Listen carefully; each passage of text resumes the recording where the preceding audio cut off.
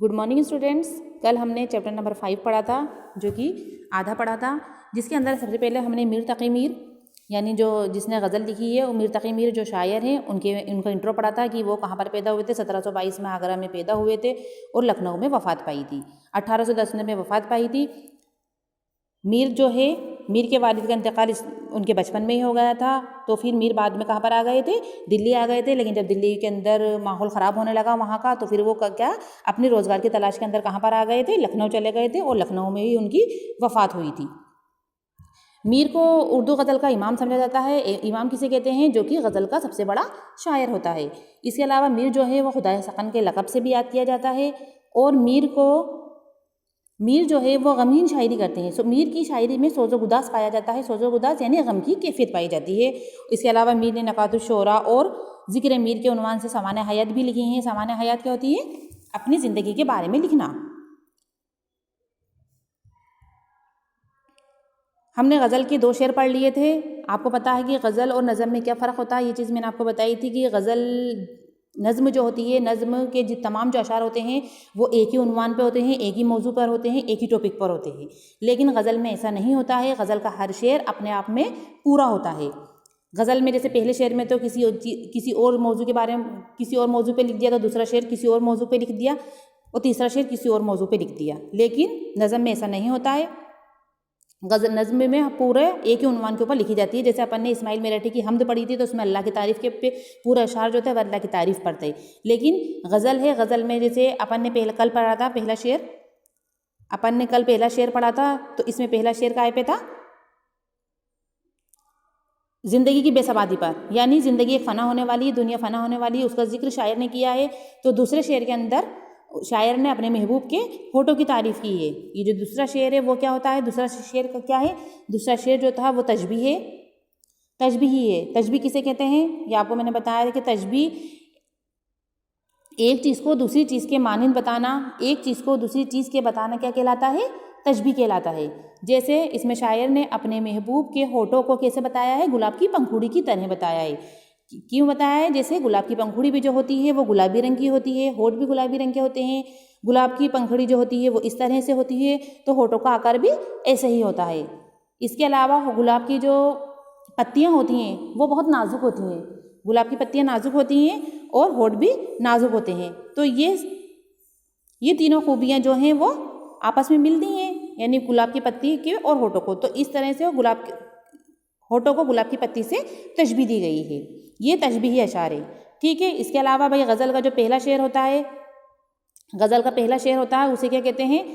मैंने आपको बताया था कल, गज़ल के पहले शेर को क्या बोलते हैं? मतला बोलते हैं। गज़ल का पहला शेर क्यों मतला बोलते हैं? जिसमें कि रदीफ़ और काफ़िये की पाबंदी की जाती है। रदीफ़ क्या होता है? रदीफ़ क्या होता है?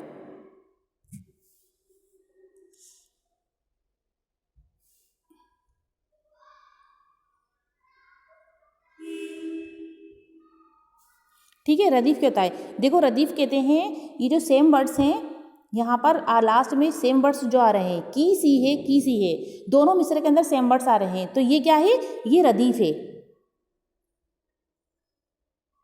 ये क्या है? ये रदीफ़ है ना। और अपन बोलते हैं काफ़िया, तो काफ़िया किसे बोलते हैं? काफ़िया क्या होता है? जो सेम साउंड वर्ड्स होता है। ये आप यहाँ देख रहे हैं, यहाँ पर लिखा हुआ है हबाब, ठीक है।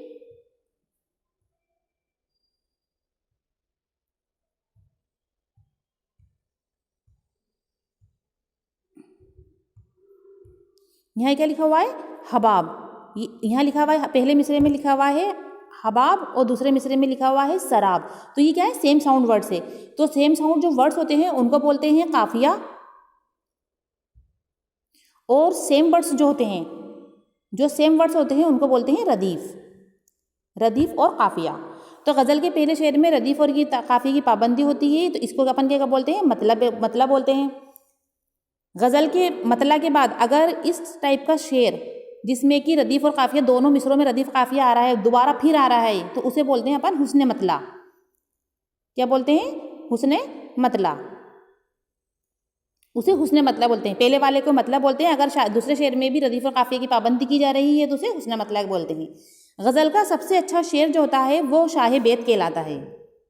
गज़ल की सबसे अच्छे शेर को क्या बोलते हैं? शाह बैत। गज़ल के सबसे अच्छे शेर को क्या बोलते हैं? शाह बैत बोलते हैं। इस गज़ल का सबसे अच्छा शेर कौन सा है? नाजुकी उसके लब की क्या कही है, पंखुड़ी एक गुलाब की सी है, ये इसका शाह बैत है। ठीक है। गज़ल के आखिरी शेर में शायर अपना तखल्लुस इस्तेमाल करता है। तखल्लुस पेन नेम, निक नेम, ठीक है, पेन नेम जो कि शायरी में उसने अपना जिस नाम से उसने शायरी की है, ठीक है, उसे बोलते हैं अपन तखल्लुस। तो यहाँ पर मीर तकी तो उनका नाम था और मीर के नाम से उन्होंने शायरी की है, तो यहाँ पर ये क्या है? ये मीर इनका तखल्लुस है। और गज़ल के आखिरी शेर में शायर अपना तखल्लुस इस्तेमाल करता है, तो उसे हम क्या बोलते हैं? मख्ता। क्या बोलते हैं? मख्ता। ठीक है। तो हमने यहाँ तक पढ़ लिया था, नाजुकी उस लब की क्या कही है, यहाँ तक पढ़ लिया था। अब हम आगे पढ़ते हैं कि बार बार उसके दर पे जाता हूँ, हालत अब इस्तिराब की सी है। इस्तिराब किसे बोलते हैं? बेचैनी को। इस्तिराब यानी बेचैनी। इस्तिराब यानी बेचैनी। तो इसमें आशिक जो है, इसमें जो शायर है बतौर एक आशिक, ये कह रहा है कि मैं अपने महबूब के दीदार करने के लिए बेचैन हो रहा हूँ और इस बेचैनी की हालत में मैं उसके दर पर यानी उसके दरवाज़े पर बार बार जाता हूँ, लेकिन मुझे अपने महबूब के दीदार नहीं हो रहे और ये बेचैनी मेरे अंदर बनी हुई है। और मेरी हालत क्या है? बेचैनी की हालत बनी हुई है। तो इसमें शायर अपने महबूब के दीदार करने के लिए बार बार उसके दर पे जाता है कि उसके दीदार हो जाएं, लेकिन आशिक को उसके दीदार नहीं हो रहे और ये दीदार ना होने की बेचैनी जो है वो उसके अंदर बनी हुई है। नेक्स्ट में बोलता है, मैं जो बोला कहा कि यह आवाज़ उसी खाने ख़राब की सी है। उसी खाना ख़राब की सी है। खाना ख़राब जिसका घर बर्बाद होगा और जिसकी ज़िंदगी बर्बाद हो गई। और एक आशिक जो है जब इश्क में मुब्तला हो जाता है तो उसे अपने घर बार का होश नहीं रहता और वो अपने घर बार को बर्बाद कर लेता है। तो मैं जो बोला, इसमें जो है आशिक कह रहा है कि मैं जैसे ही बोला, मैं किसी से गुफ्तगू कर रहा था तो मेरी गुफ्तगू की जो आवाज़ है वो मेरे महबूब के कानों में चल गई और मेरा महबूब कहने लगा ये तो उसी खाना ख़राब यानी उसी आशिक की आवाज़ है। कौन सा आशिक? मीर तकी मीर की। ठीक है।